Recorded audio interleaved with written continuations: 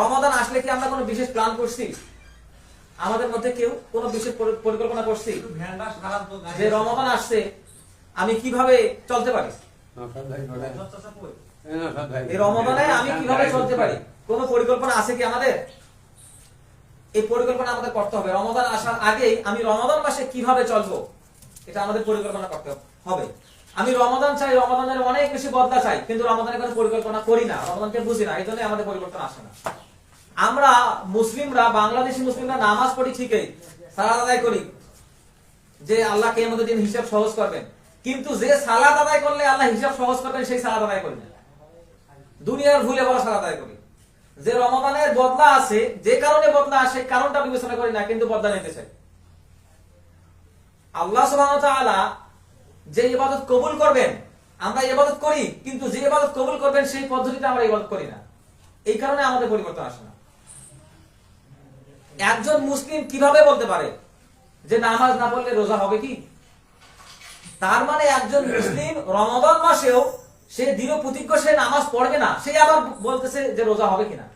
চিন্তা করা যায় কখন হয় এগুলো? যখন একজন মুমিন ঠিক করেই নিয়েছে সে নামাজ পড়বে না, তার রোজা কেমনে কবুল হতে পারে? তার তো কোনো আমলে কবুল হবে না। এই জন্যই আমাদের দেশে, আমাদের সমাজে, আমাদের ভিতরে রমাদান করার পরিবর্তন নিয়ে আসতে পারে না, কারণ আমি ও রমাদানকে বুঝতেই পারি নাই। এরপর কি হচ্ছে? একজন মুসলিম যাকে রমজানের সিয়াম পালন করতে বলা হচ্ছে, সে বলতেছে দুনিয়ার না হয় চললাম, মরার পরে কি হয় হোক। সে আসলে কি কবর সম্পর্কে, জাহান্নাম সম্পর্কে কিছু জানে? জানলে কি এই কথা বলতো?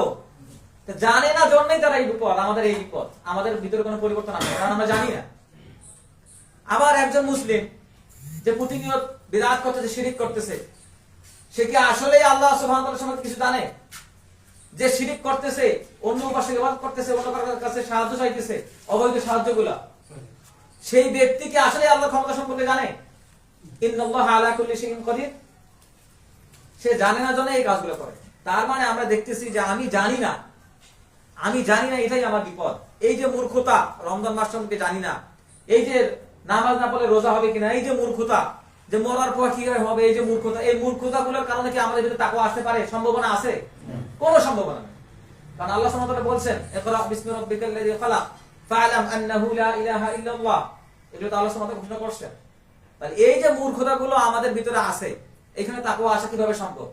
যেখানে আল্লাহ সুবহানাহু ওয়া তাআলা এই সিয়ামের উদ্দেশ্যেই বলতেছেন, কুতিবা আলাইকুমুস সিয়াম কামা কুতিবা আলাল লাযীনা মিন ক্বাবলিকুম লাআল্লাকুম তাত্তাকুন। এই তাকওয়া তাহলে কিভাবে আসবে যদি আমি না জানি?